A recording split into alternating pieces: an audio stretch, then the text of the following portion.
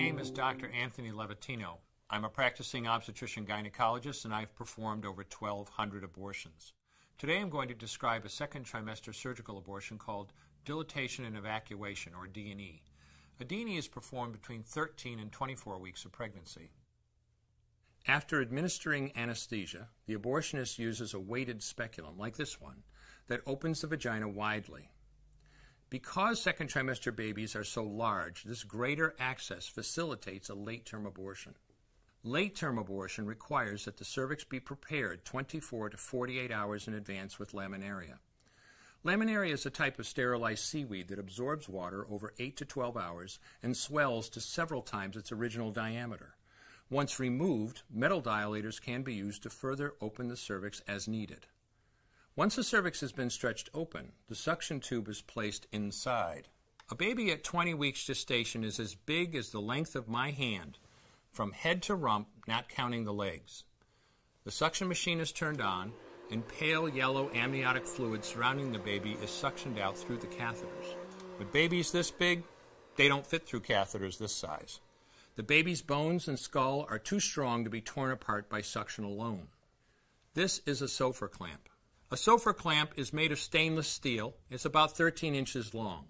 The business end is about 2.5 inches long and 1/2 inch wide, and there are rows of sharp teeth. This is a grasping instrument. When it gets a hold of something, it does not let go. The abortionist uses this clamp to grasp an arm or leg. Once he has a firm grip, the abortionist pulls hard in order to tear the limb from the baby's body. One by one, the rest of the limbs are removed, along with the intestines, the spine, and the heart and lungs. Usually the most difficult part of the procedure is extracting the baby's head, which is about the size of a large plum at 20 weeks. The head is grasped and crushed. The abortionist knows he has crushed the skull when a white substance comes out of the cervix. This was the baby's brains. The abortionist then removes skull pieces. He removes the placenta and any leftover parts of the baby with a curette, scraping the lining of the uterus for any remaining tissue.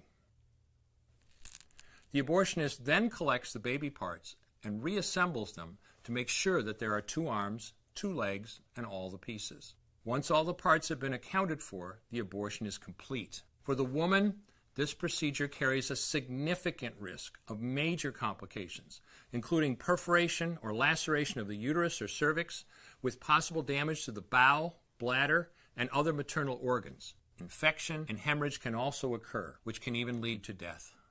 Future pregnancies are also at greater risk for loss or premature delivery due to abortion-related trauma and injury to the cervix. As I mentioned at the beginning, I'm Dr. Anthony Levatino, and in the early part of my career as an OBGYN, I performed over 1,200 abortions. One day, after completing one of those abortions, I looked at the remains of a preborn child whose life I had ended, and all I could see was someone's son or daughter. I came to realize that killing a baby at any stage of pregnancy for any reason is wrong. I want you to know today, no matter where you're at or what you've done, you can change. Make a decision today to protect the preborn. Thank you for your time. I will no longer do any more abortions. When you finally figure out that killing a baby that big for money is wrong, that it doesn't take you too long to figure out it doesn't matter if the baby is this big or this big or this big or maybe even this big, it's all the same. And I haven't done any since then, and I never will.